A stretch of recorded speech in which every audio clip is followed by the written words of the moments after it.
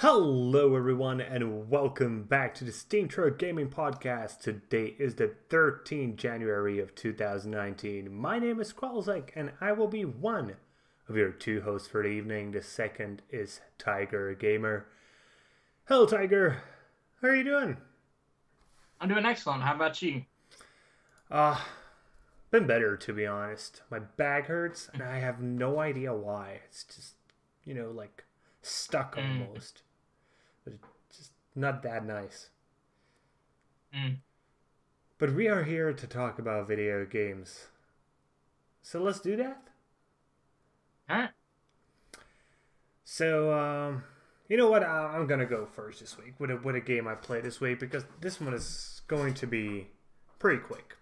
So this is a game Okay. called Dark Trail. And its description is actually pretty honest. Minimalistic, beautiful platformer game with hardcore difficulty.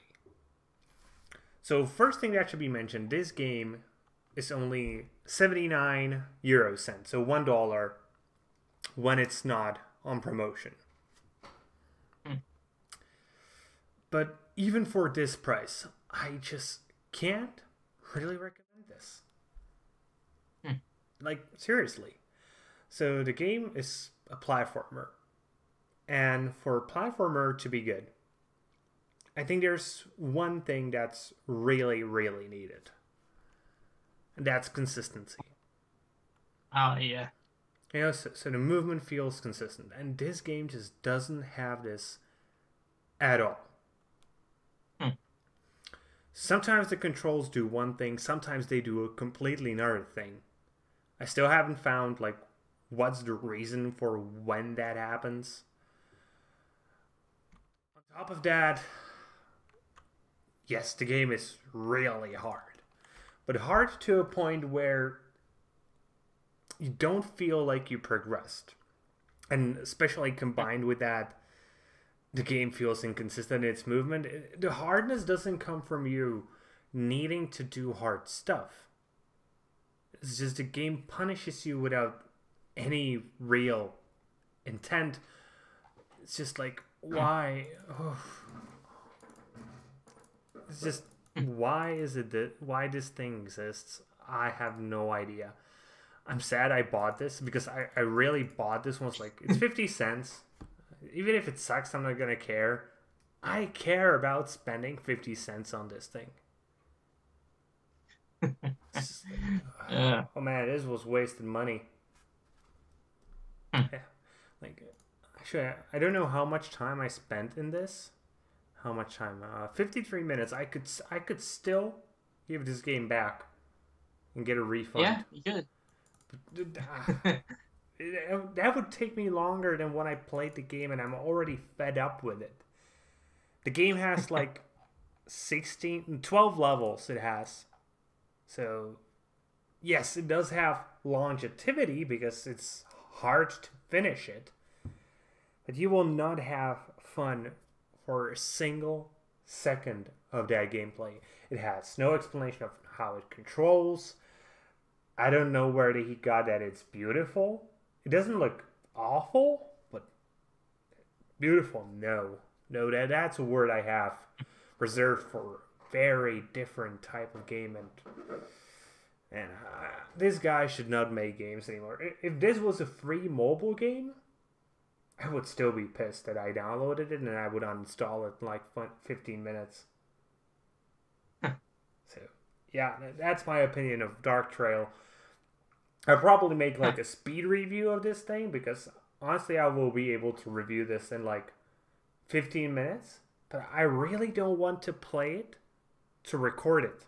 To record the review. I don't want to do Yeah. that. So yeah, no, don't buy this. If you see this on the Steam store, just avoid it like the plague. What about you? Did you get to play something fun? Well, I wouldn't say it was fun, but it was interesting. Mm. I played Florence this Mm. past week. What's that? It's a mobile game. It's about this young woman named Florence, who Hmm. pretty much about her getting into a relationship with this guy, and you go through the ups and downs of the relationship. One of the main mechanics of the game is starting out. It's like put these speech bubbles together, and at Yeah. first they're like in 6 pieces, but as you continue onward with the relationship, it gets easier and easier to talk to each other, and it gets to the Okay. point where it's like do as fast as you can because both her and her boyfriend are in an argument, and you just got to keep on going back and forth. And I'm just like, huh, that's interesting. But Hmm. yeah, it only costs $3. I bet, in my opinion, I think that might be more worth than 50 cents you spend on the dark trail. Yeah, I'm But betting yeah, it is. The interesting thing, I'm looking here on YouTube, so the game is pretty short if I see correctly. yeah, So yeah. It only takes around 45 minutes to complete. yeah, I see somebody having a full gameplay walkthrough in about half an hour. So you think that's worth that money? Is it because let's say it's $3? That means you have to spend $6 per hour of fun. Sure, Uh, but mm-hmm, one one thing I'm definitely gonna do since this is on a cell phone. mm-hmm. If someone ever tells me that games are a piece of crap, I'm just gonna show them this game right here. It's like, here, there's more to games than just shooting and killing. Oh yeah, it's sort of like Greece. You're saying, Yeah. huh. And then it's actually a good thing that it's on mobile. I think because a Oh lot of yeah. a lot of gamers are sort of elitists in like, oh, mobile gaming is just it sucks. No, I disagree with that. mobile gaming can be amazing if the Mm-hmm. developers understand that they're developing a game for a cell phone. Yeah. Like Mm-hmm. right now, I've been actually spending a ton of time playing Brawl Stars on my phone. Hmm. It's really good.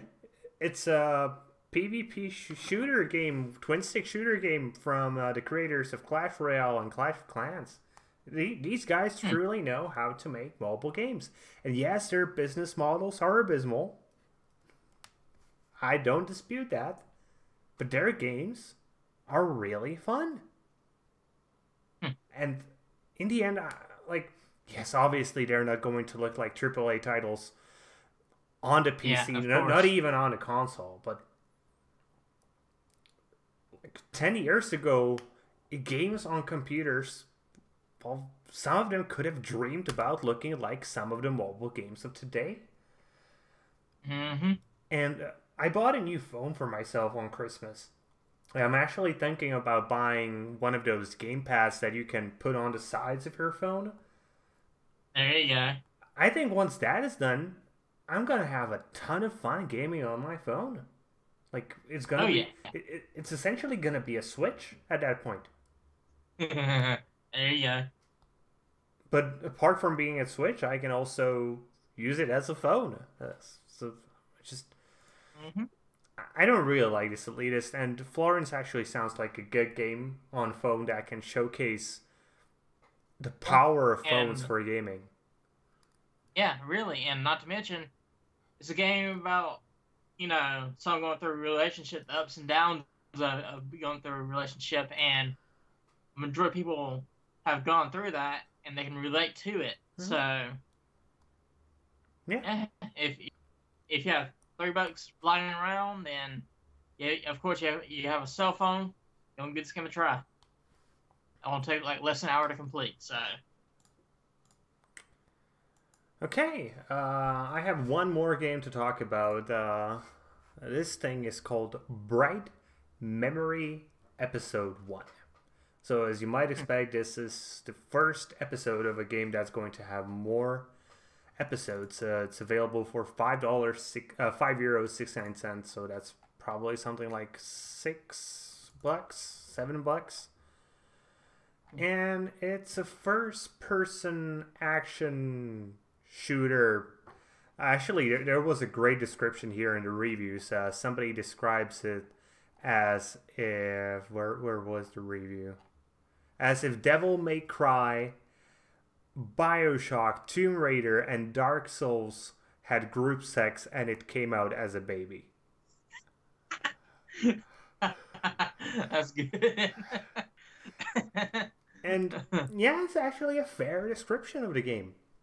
So, but the thing is, oh, okay, let me start by saying one thing. The game is made by a single developer, which I find amazing. The work he's put into this is great. The game looks great. It plays decently. You play as this woman who I think works as part of some secret organization. They can travel through space. They like have the ability to teleport and do weird shit. My problem with this is that you feel really weak in the game. Huh. Like your gun, even the most basic of mobs take half a clip of ammo to kill. And I really don't like that. It's just, I don't know, it just takes too long to kill everything. You have plenty of other abilities that make that a bit better. Like you have the ability to create this sort of bubble of stop time, or EMP pulse that distorts gravity a little bit. So those are the like DMC sort of things in there. I really like the boss fights. The boss fights were great, I will say, though. And even in this episode 1, there were like 4 of them. There were like every 20 minutes you would get a boss fight. I really enjoyed that. I just feel like the mobs would die quicker because they are really boring to fight. They don't really pose any significant threat to you. You just need to run away from them because they move super slow. It just takes forever to kill them. But that's pretty much my only complaint about this thing. And especially for the price, it's a good choice. And it's probably going to be more episodes there. I don't see how many more episodes are in the plans. So in the end, the game might end up a bit pricey. But you get about an hour and a half of fun for $6. Again, it's not the best value deal, but yeah, it's fine. And I really want to see this guy make more stuff, get hired by a good studio, and make something pretty amazing because he's really talented. So yeah, Bright Memory Episode 1. It's actually a Japanese game, like lots of Japanese stuff, Japanese talking in it. So that's sort of surprised that I played this thing. Yeah, no, when you said, I was like, wow, you actually played a game with Japanese in it. Yeah. I had a temporary fit of insanity there.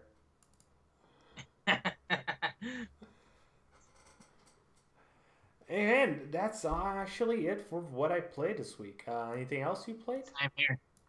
Nope. Okay, so that was quick. Well, nothing that interesting was there this week, to be honest. Yeah. So let's take a look at the news. And we're going to spend like half an hour talking about Blizzard. Yep. Because Blizzard had a lot of news this week, and mostly negative news. Well, it's really mainly Activision. And Blizzard Activision is one studio at this point. It's a single company. Yeah, so. Sure. Okay, so let's start with the news that I would actually call neutral, though sad. Mark Morhaime, one of the co-founders of Blizzard, is going to be leaving Blizzard in April. Well, he's going to be leaving Activision Blizzard because he actually stepped down from his position as head of Blizzard back in October of last year. He signed an agreement with Activision Blizzard to join the board as a special advisor, and he's been providing strategic advice to the company. But on April 7th, this agreement will come to an end, and he will no longer be part of the company. Yeah, that's pretty much all there is to this piece of news. It's just sort of sad. Mark Morhaime has been a huge part of Blizzard for years.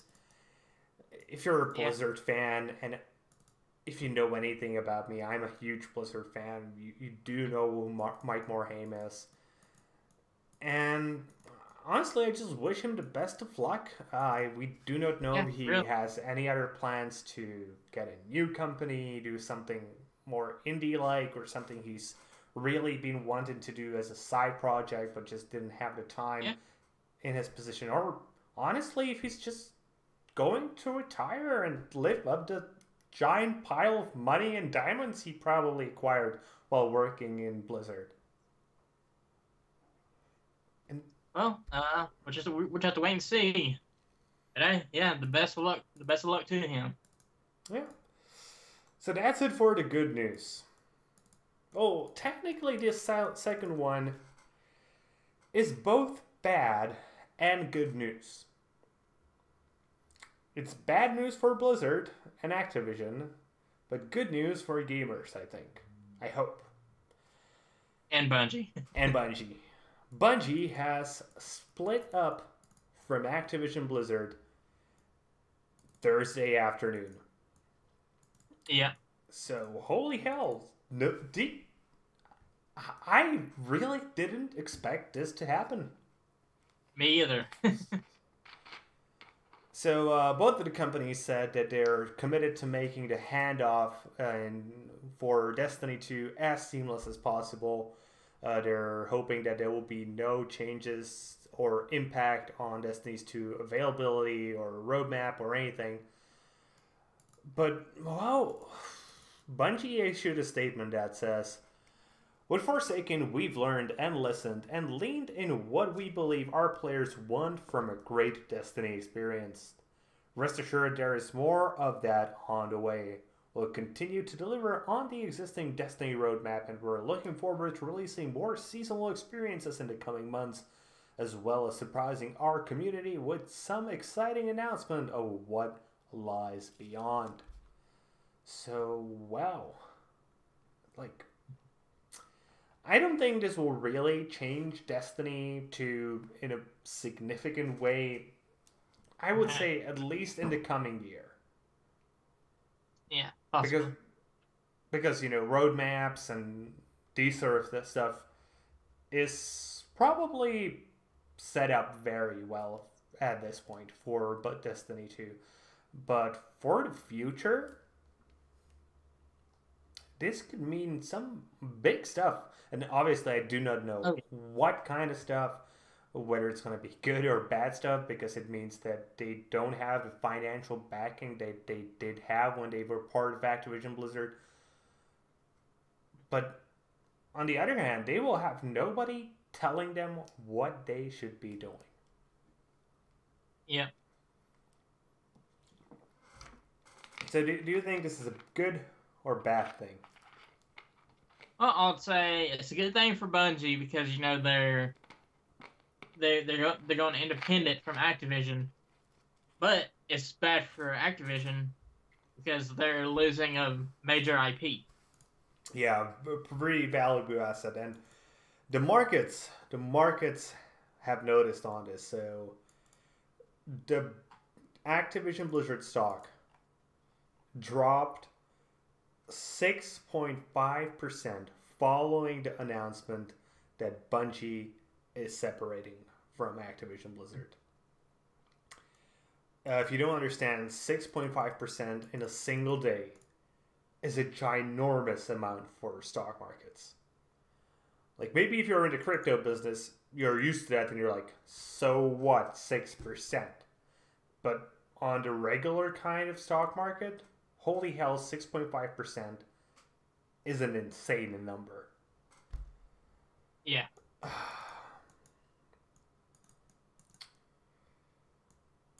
On the other hand, analysts say that there are no real indications that there will be big financial ramifications, or if there'll be any, there will be pretty limited.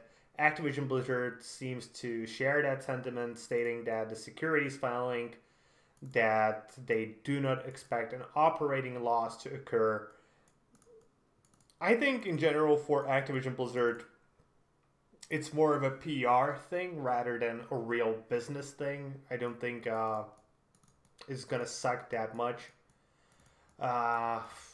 I think they are actually much worse off because of just this year wasn't their PR year after Diablo. Then this thing comes No. up, but they're still doing better than Bethesda. Yeah. Somewhat. Well, I think PR wise, they're still doing better than Bethesda because man, Bethesda, Yeah.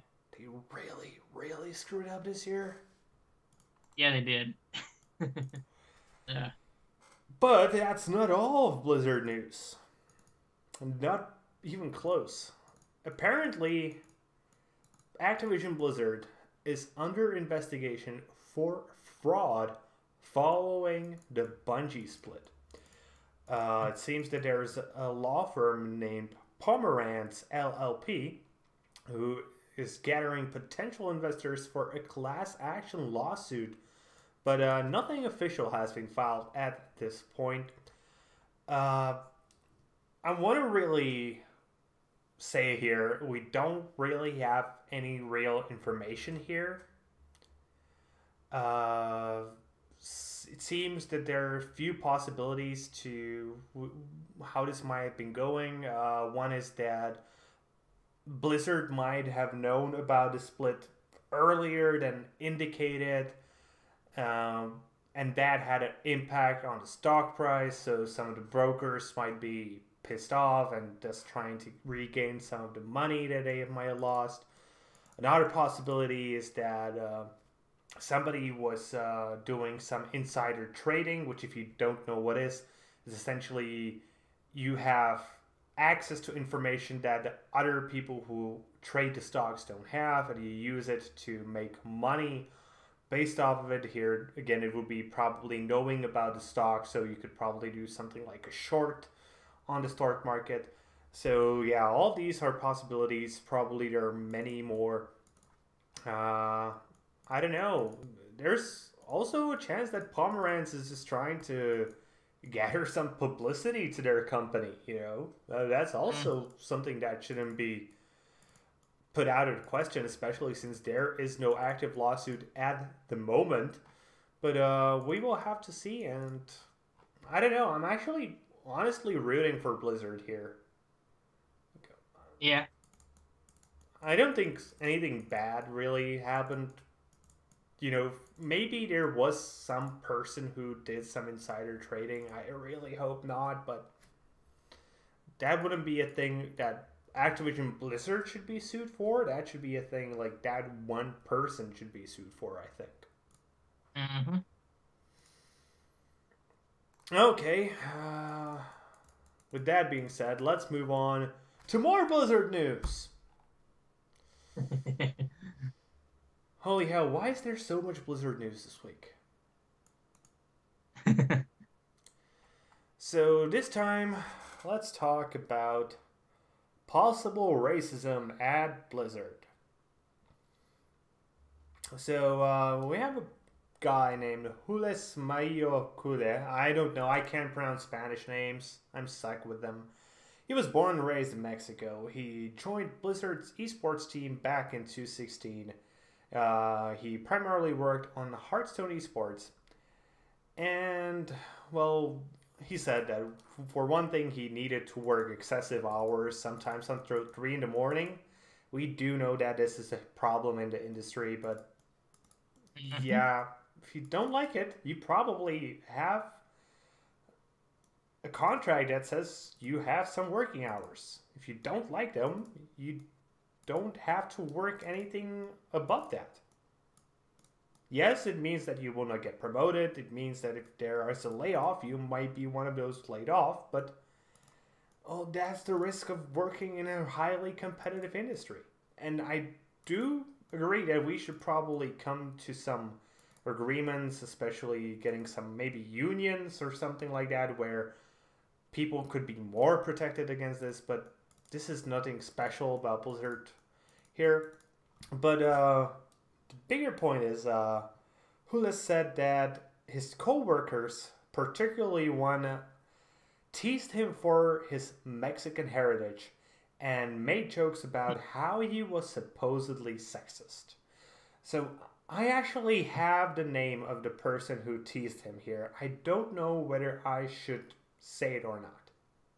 It is publicly available online, so yeah, I'm still not gonna do it. yeah, don't.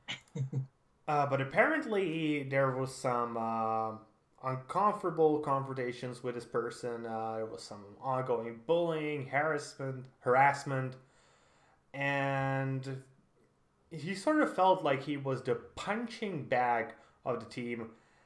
And over that, his mental health declined. He developed depression, anxiety, and even struggled with severe panic attacks. So that's obviously not good. Eventually, he even thought about committing suicide. Yeah. In the end, he decided not to take his life. And then, after a medical leave of absence, he didn't get a new position in Blizzard. He handed in his resignation past February.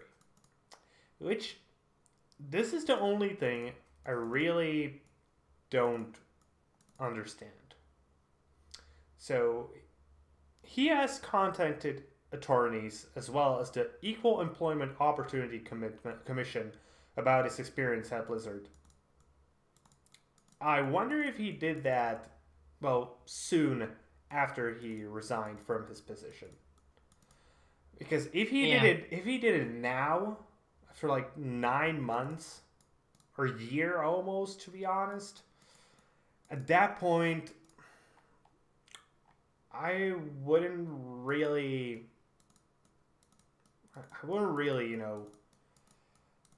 believe him. He said that he brought this into the public light. Okay, listen, actually, this one is, I don't get this one. This one is going to be coming up to the next piece of news. I write this today because of the Soldier 76 announcement and the subsequent tweets I did trigger me. The reason why it triggered me wasn't the message, but who is what coming from. Blizzard Entertainment. The idea of inclusion, of representation, and every voice matters, and think globally never meant that for me and other people of color I've spoken to. Because up until recently, in the last 2 years, has the community had some representation initiatives. But are we really represented? So his posts, I think it was like tweet or something, just seems all over the place to me. I understand he might have been writing that when he was emotional to a degree or something. Possibly. But I don't know. Just, if he did come to the Equal Employment Opportunity Commission and contacted his attorneys, let's say within a few months of him leaving Blizzard, I'm gonna be standily on his side. But there's one more thing I want to ask here, and I know I'm going to get flagged for this. Was this the general atmosphere at Blizzard, or was this one or a few jerks who were working at Blizzard? It could be either or. Yeah, but we'll find out more if this story develops more. So,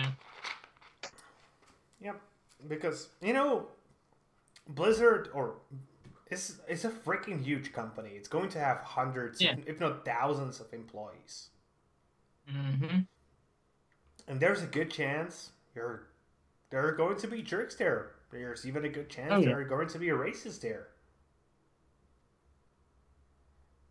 One more thing I would like to stress out. Being Mexican is not a race, it's a nationality. But that's another subject. So they might have been nationalistic, or whatever you would call that thing. Culturally insensitive. I think culturally insensitive would be the best term in this position. Yeah. But just, I really would like to hear this other person's comment. Like, maybe it was just a few jokes and it was just the sort of setting it was there. On top of that, if you don't feel comfortable with people telling you something, tell them. If they don't stop, go to HR. That's the way to do it. If somebody's doing stuff you don't like, you just don't stand there and, be the punching bag. I never understood that sort of approach. No, neither. Okay, and the other part of the story, which was mentioned in his ramble, is Soldier 76, one of the characters in Overwatch. You probably heard of him. He's one of the most prominent character. Is gay. And there are people who really don't like this. There are people who are calling this super woke. To me, it just seems like a gay character. Yeah. Like, yeah, he's gay. Who cares? I wouldn't care if he's gay. I don't care if he's heterosexual. I don't care if he fucks dogs. He's a character. Yeah, really. He's non-existent. Why do people care about his stuff so much? Honestly, I think, and this is my opinion, but I think it's people on social media, they just want to find something new to get angry at. And this is just another thing that they're getting angry at. Yeah, and on one hand, you have people angry at Blizzard for making a character gay. It's not like they took a character who was traditionally heterosexual and turned him gay or something like that.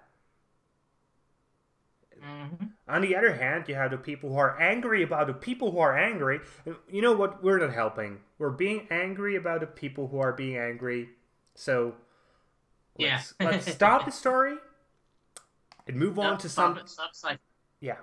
Let's actually go to something about which we can be legitimately angry. As modding game consoles in Japan is now illegal. So, a new law has been passed thanks to the Japan's Association of Copyright from Computer Software. Both safe editing and console modding has been now officially banned from the country with a punishment of up to 5 years in prison or 4 million yen, which equals to roughly $46,000. If you do either of these, that is a violation of the unfair competition prevention law for Japan. And the national government said that they need to protect the console content and the services being offered by developers. So, if I say modding our console is now illegal in Japan, what do you think of that? Okay, I can understand for like the newer consoles, but like if you go out and buy like a PS4 and you want to mod it and you don't want to sell it, don't do it. It's you bought the console, you're not distributing it illegally. Go for it. So, but and same as for like older consoles too. If you want to preserve certain games, you should be able to do that as well. So, I personally actually looked into this quite a lot, and I think I understand. I don't think this law is targeted at regular home users of consoles who mod their console. I think this is targeted at big mod makers. For example, there's one in Japan called Cybergadget, who has been making this thing that's a data editor called Safe Editor. This tool allows users to cheat codes, or for example, a different version of the game than the newest one is. And I can see these companies having a negative impact on especially esports, I would say. So, for example, let's say you decide to use a different patch of a game that you're speedrunning because there's a special bug in there that allows you to like run 0.5% faster under a specific circumstance. And the people who are going for world records, they will be getting this stuff. Because 0.5% faster on a 10-minute game, that's 2 minutes. That's a ginormous... Oh, I'm sorry, I'm saying bullshit. It's 10... that's 12 seconds. I know, it doesn't sound like a lot, but 12 seconds in a speedrun? These guys are like... Their records are different by milliseconds.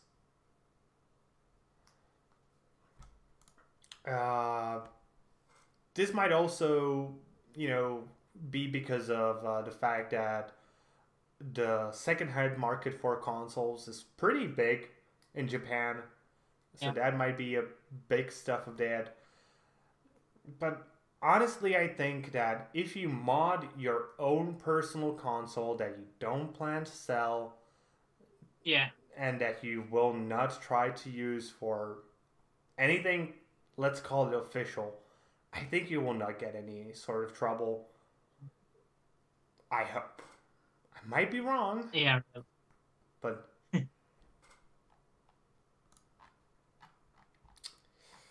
okay, moving on from this, we have a pretty boring piece of news. Amazon is working on a game streaming service and they're hoping to launch it in 2020. Yay, another one. They're just hopping on the streaming bandwagon at this point. Yeah, and honestly, I'm okay with them trying, but because more companies on the market means better services because you get more competition. But in the end, I think game streaming will end up pretty much the same as any other subscription-based service. There's going to be one company that dominates the market. And then a few companies that will be having something that few users want. Yeah. But Amazon, honestly, I think they have a good chance of becoming one of the bigger ones. Possibly. We'll just have to wait and see. Who do you think has the best chance at this point? So we have Microsoft, Amazon, Google, EA, Steam, obviously Sony. Probably Nintendo will hop onto the bandwagon over time. Honestly, from what I've heard, I would say Google will have the better chance since they already did a beta on their streaming service side.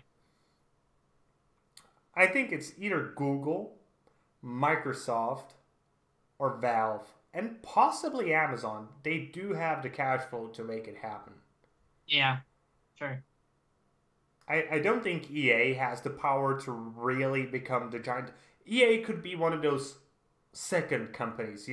We are the ones who offer EA games, but who cares about EA at this point? But yeah, really. I haven't played a game from EA probably since like Need for Speed something. I have not played an EA game since Mass Effect Andromeda. Oh right, I tried Mass Effect Andromeda. I played that for like 15 minutes. Scratch that. the last EA game I played a little bit of is A Way Out. That okay, but what game did you pay enough that you'd be willing to pay for it, like in a streaming service? Say it again. You know, what game from EA was the last one you played enough that you would be willing to pay for a streaming service from EA? Uh, For me, you know, truly, it would be probably Need for Speed Underground. that's a good choice. But that's I was like 15 at that point. When did Need for Speed Underground 2 come out? I think around 2004, 2005, somewhere around that area. Yeah, 2-4. That's 15 years ago. Hey. There really isn't anything coming out from EA that would be like, oh, I have to play this. Yeah, really. From there, it's just more like the same stuff over and over FIFA, and over again. Yeah, FIFA, Madden,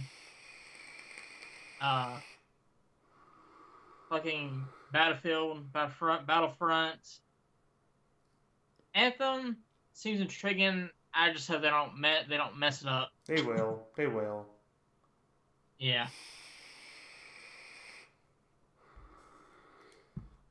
But either way, let's move on to the last piece of news for today. And this one, when I first saw it, I was like, what? So apparently, Facebook rejected an ad for Grease because of sexually suggestive content. So let me actually show you guys the image that caused this. This scene from the ad is apparently sexually suggestive. What? It's a blue image of a girl. There's nothing naked about her. She has her hand out like she's offering something. She's smiling a little bit. How is this sexually suggestive? Yeah, really. What? So there was an official tweet by Devil Over Digital saying Facebook rejected a Grease launch trailer ad for this sexually suggestive scene. So this year is going great so far.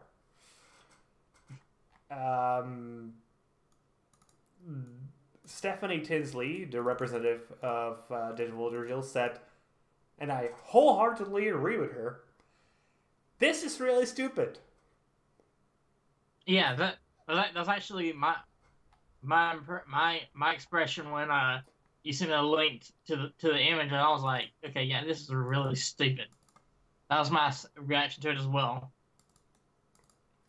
So apparently we have a statement from a Facebook spokesperson who said Facebook's ads policies differ from the company's community standards and offer less leeway. Adult content is prohibited if it includes sexually explicit imagery, but also if there's nudity or implied nudity, excessive visible skin or cleavage, even if it's not explicitly sexual or in nature, or a focus on individual body parts such as abs, buttocks, or chest, even if not explicitly sexual in nature. How is that? What?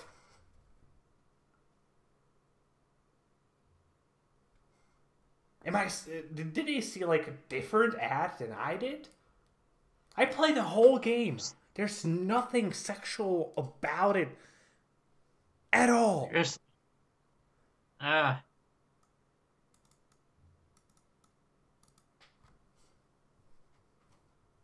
Stupid.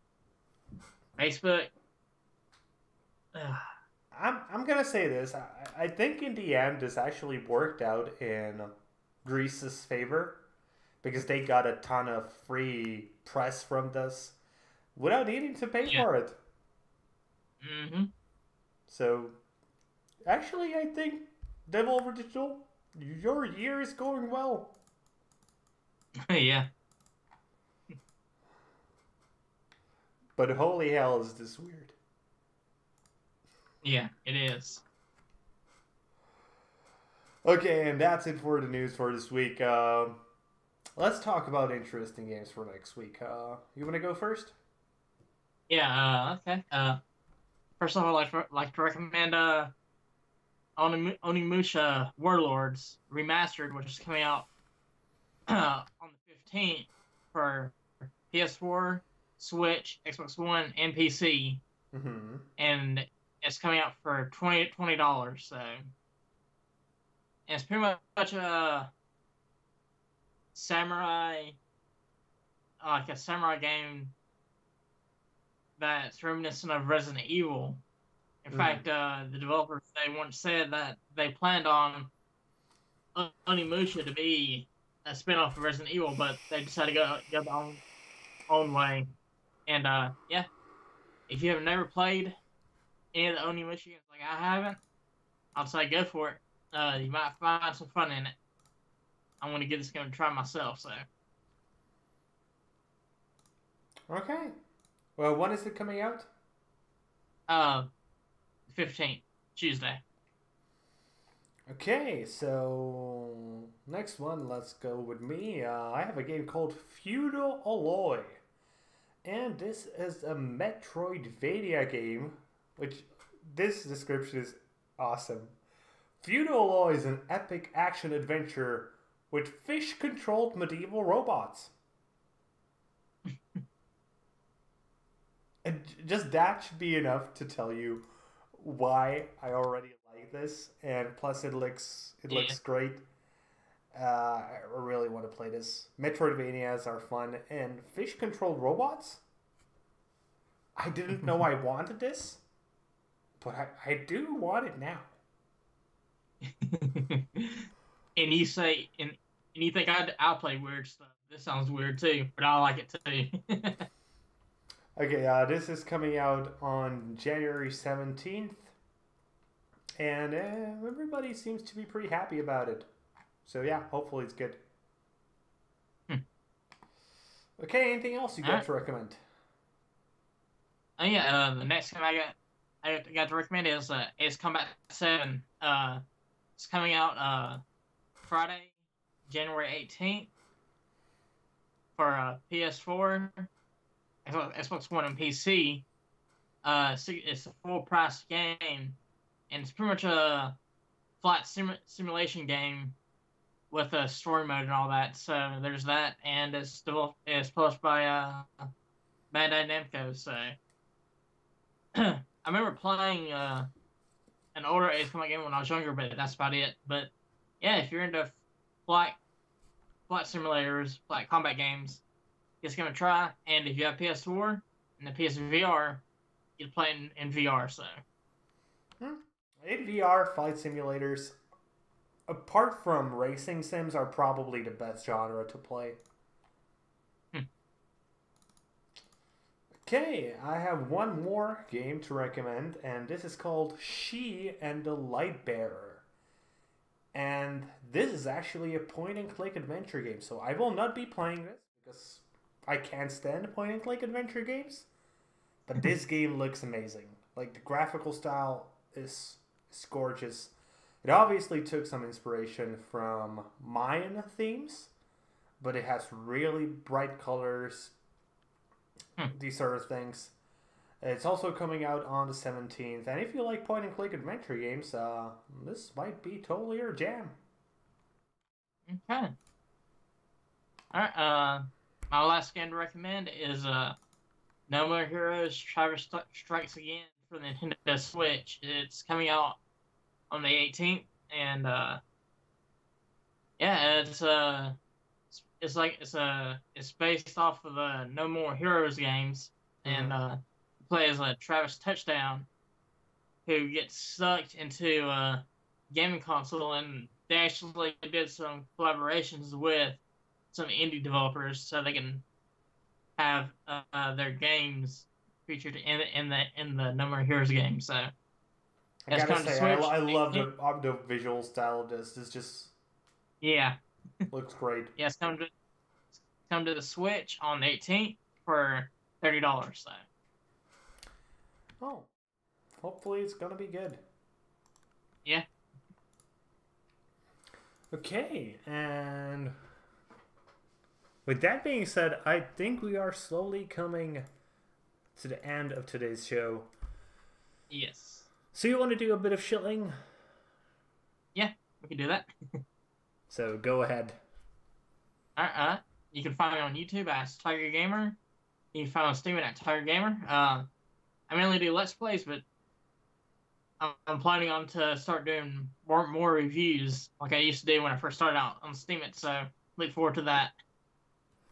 And you can find myself on YouTube as Kralizec Gaming and on Steam at Kralizec, where I do gaming reviews and I talk about the most interesting games of every single day.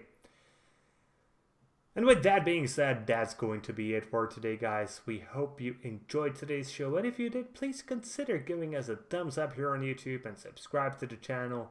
If you're watching on Steam, maybe you want to give us an upvote and follow the blog. Either way, be sure to leave a comment and be sure to tune in next week for the next podcast. See you guys later with more gaming content. Yeah, have a good one.